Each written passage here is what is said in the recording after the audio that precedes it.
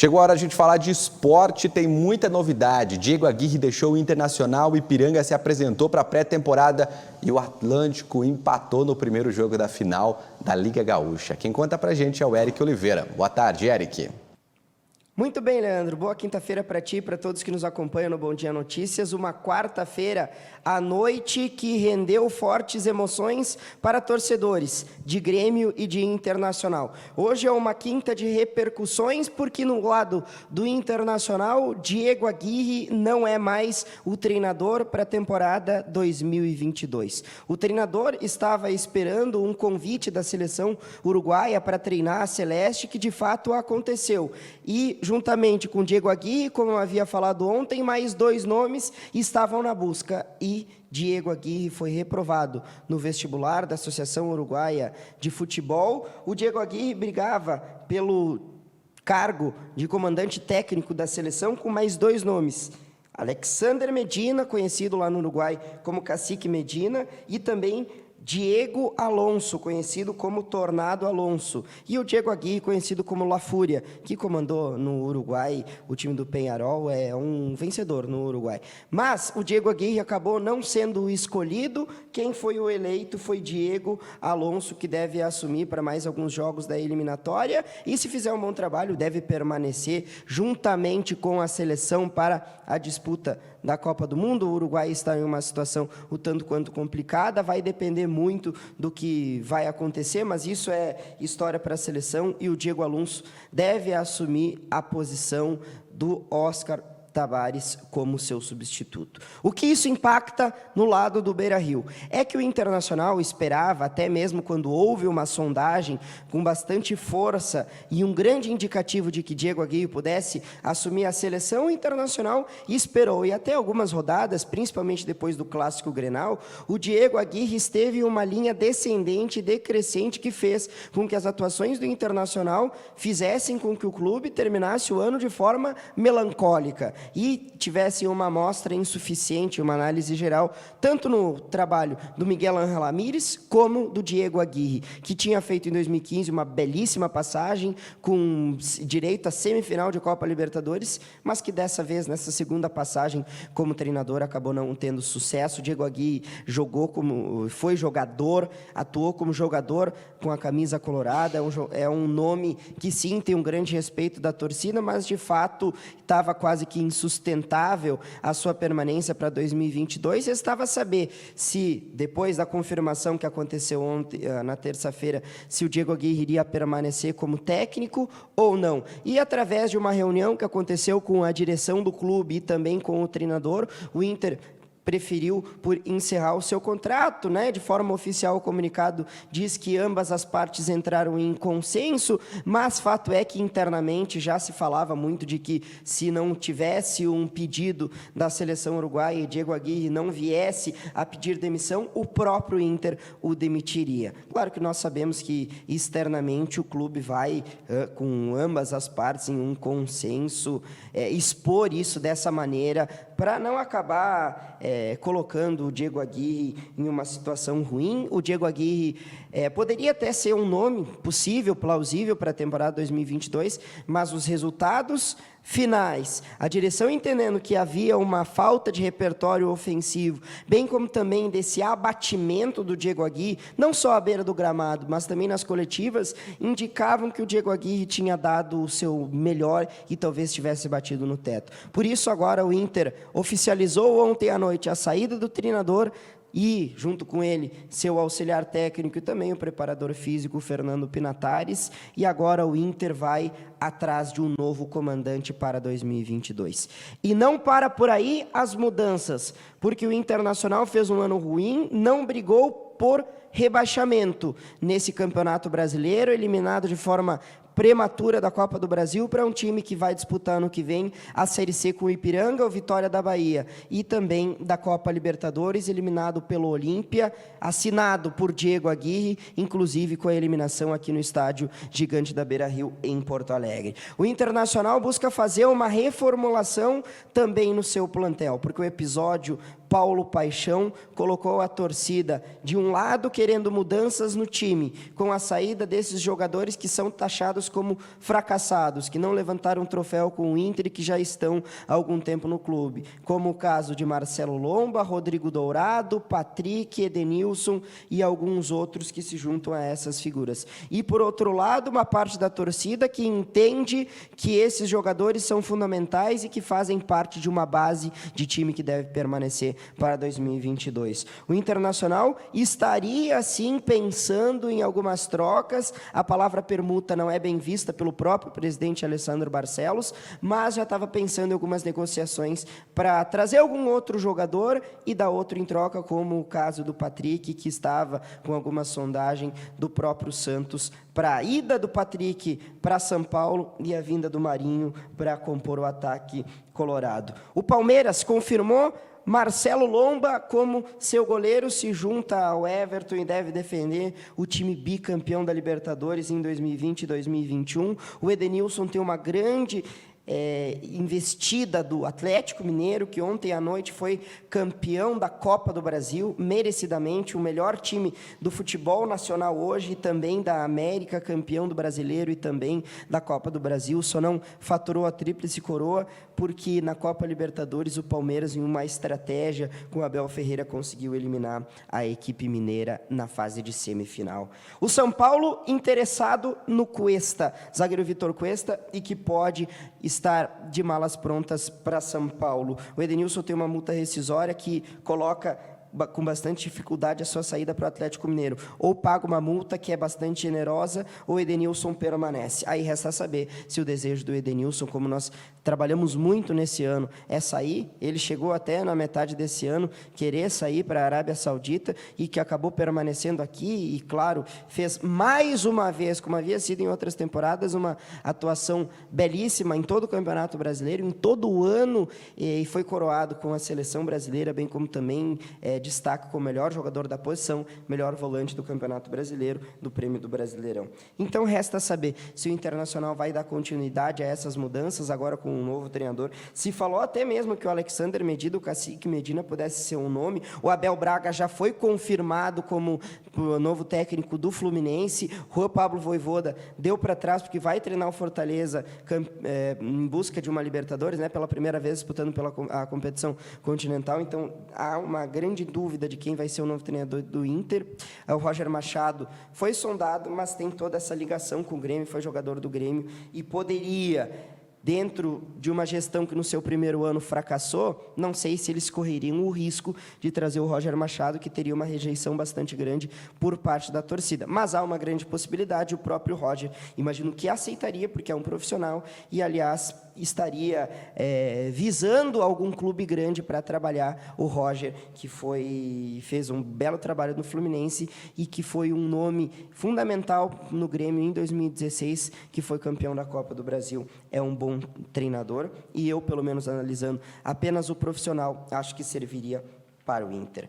Muito bem, Leandro. O Grêmio, que do outro lado vive um ambiente de tensão interna que começa a ganhar muito mais intensidade, claro, como reflexo da Série B, que o Grêmio vai ter que superar a disputa da Série B, do Brasileirão Série B. O Grêmio, internamente, no seu ambiente político, está com muita intensidade e um ambiente, sim, que é hostil, porque o vice-presidente de futebol, Denis Abraão, expôs críticas muito fortes ao Marcos Hermann, seu antecessor no comando da pasta do departamento de futebol, e também a Romildo Bolza Júnior, porque ele disse que não viu gestão. Essas foram as palavras do vice-presidente de futebol, atual, que deve permanecer para o ano que vem, Denis Abraão, não viu gestão, e fez uma crítica direta a Marcos Hermann, que hoje compõe a vice-presidência do Grêmio. São 6 vice-presidentes, mais Romildo Bolzan Júnior. Então, o ambiente político do Grêmio não é bom. O Conselho Deliberativo, inclusive, com entrevistas que foram feitas, o próprio presidente do Conselho Deliberativo disse que o ambiente, de fato, não é bom e que isso é natural por conta do Grêmio ter caído para a segunda divisão, mas me parece até que o Grêmio não entendeu entendeu a dimensão do que é disputar a segunda divisão do futebol brasileiro, a terceira queda, o terceiro rebaixamento, se juntando equipes, mais um pouco se junta equipes como Vasco e Botafogo, que tem sido cada vez mais comum Vasco e Botafogo ficarem brigando na primeira e na segunda divisão, e também na parte de baixo da tabela. São grandes times do futebol brasileiro, e o Grêmio, ano que vem, se junta a essas equipes, o que parece algo completamente fora da realidade, mas o Grêmio vai ter que encarar. Há 2 anos atrás disputava a final do Mundial de Clubes com o Real Madrid, e agora vai ter mais uma vez o seu rebaixamento perdurando, e a torcida espera que o Grêmio consiga se reacender dentro do cenário do futebol nacional. O Grêmio ontem emitiu um comunicado de que Rafinha, Bruno Cortez e também Diego Souza não terão seus contratos renovados. Uma notícia que parece óbvia, mas que passa tangente a o que espera a torcida do Grêmio. Sim, a torcida quer mudanças, mas esperava e tinha uma expectativa de que elas não pudessem acontecer, porque o Grêmio manteve mais ou menos que a mesma estrutura, mantendo o executivo Diego Serri, o vice-presidente Denis Abraão e também o técnico Wagner Mancini. Mas as mudanças que foram, inclusive, prometidas pelo vice de futebol, estão sendo realizadas. E começaram, ontem à noite houve o comunicado oficial: Rafinha, Diego Souza e também Bruno Cortez, portanto, não fazem parte do elenco para 2022. Havia mais um nome que a torcida do Grêmio pede,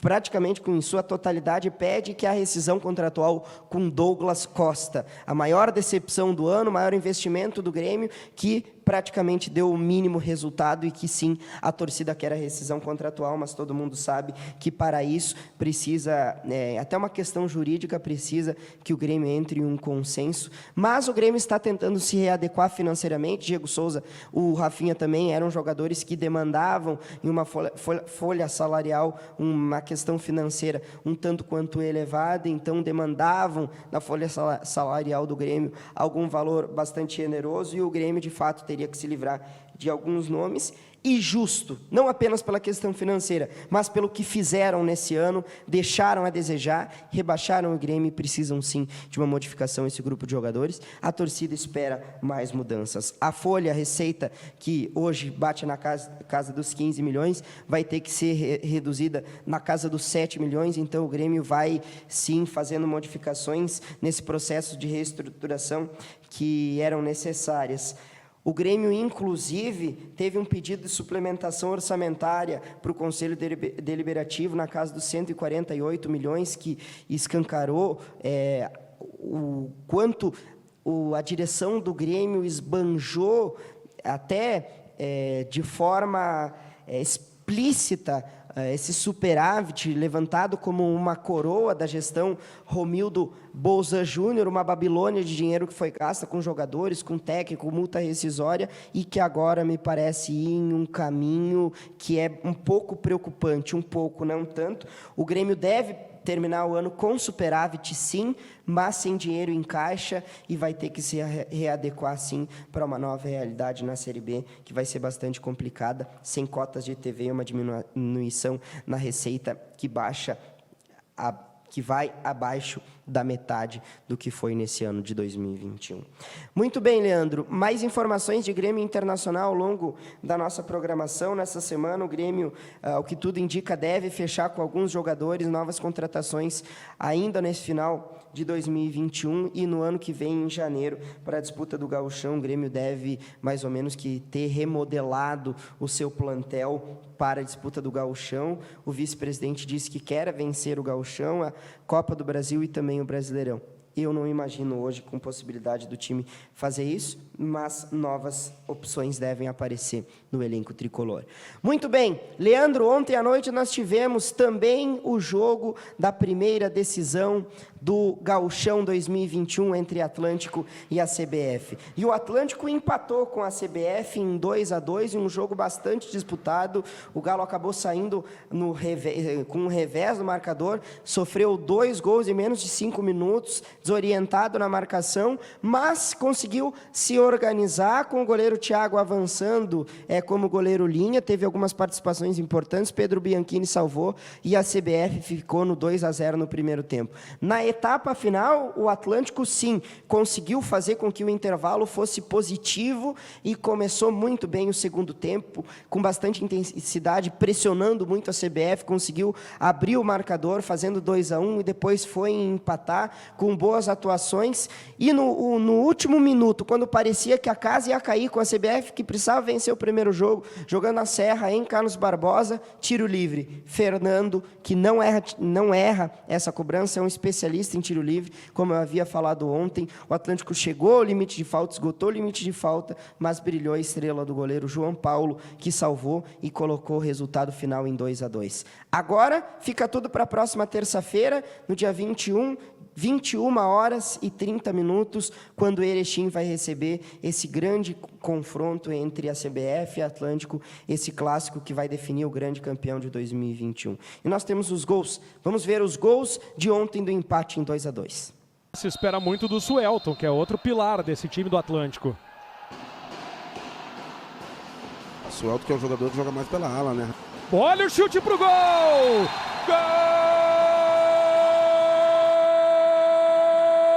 Gol da CBF!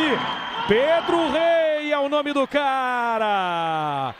Limpou, percebeu o espaço, resolveu arriscar, bateu o rasteiro, você vai ver de novo, ó. Ele contra o Rick, passou pelo Rick e aí não quis nem saber. Foi com a mão meio mole ali o goleiro Thiago.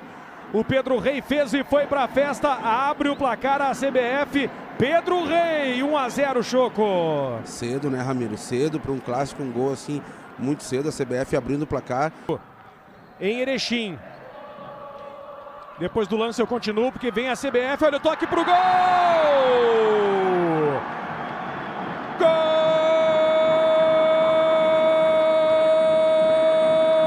Gol da CBF, Joe!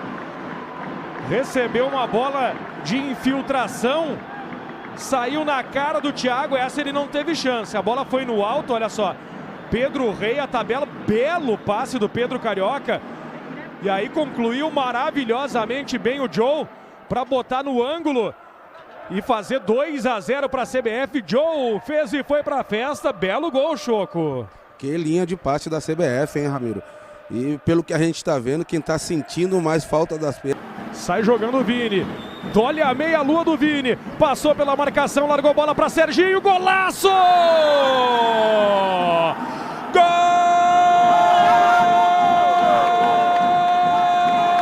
Golaço do Atlântico! Jogada maravilhosa do Vini. Passou de meia-lua pela marcação, veja no replay. E o Serginho meteu lá no gogó da girafa. Que espetáculo de gol estamos vendo em Carlos Barbosa. Desconto Atlântico. Serginho, que golaço. 2-1 ele fez e foi pra festa, Choco. Que jogada do Vini, que jogada. Golaço mesmo, Ramiro. Muito bem, Leandro. Tá aí os gols da partida de ontem. É bom lembrar que na prorrogação na Liga Gaúcha não tem vantagem. Portanto, quem venceu o jogo no tempo normal fica com o título. Se a CBF venceu o Atlântico, fica com o título. Se o Atlântico vencer a CBF, fica com o título. O empate leva o jogo para a prorrogação. E na prorrogação não tem vantagem para nenhum dos dois lados. Se permanecer o empate na prorrogação, o título vai ser disputado nas penalidades. Muito bem, Leandro. Nós voltamos a falar mais do Atlântico ainda na sexta-feira, e o Ipiranga, que ontem, na quarta, fez a sua apresentação oficial junto com a direção, o departamento de futebol e também o grupo de jogadores, praticamente em sua totalidade, que tiveram a participação, né, do novo diretor de futebol e também do presidente do conselho, Ricardo Adamzic, até o próprio Rick Argenta participou, um dos diretores em 2021 do Ipiranga. A partir de agora, sim, nós damos o pontapé inicial da temporada 2021, deve ter a liberação para as férias e depois em janeiro, com bastante força, o Ipiranga vem com tudo para mais um ano de boas novas, é o que todo mundo espera, e de um gauchão que tem que ser brigado no mais alto nível. Muito bem, Leandro. Mais informações sobre qualquer informação, mais informações sobre qualquer contratação do Ipiranga, nós voltamos a conversar, porque o elenco ainda não está fechado e pode ter sim ainda, no final desse mês de dezembro, novos nomes chegando ao Colosso da Lagoa. Muito bem, Leandro. Boa quinta-feira para ti e para todos que nos acompanham no Bom Dia Notícias.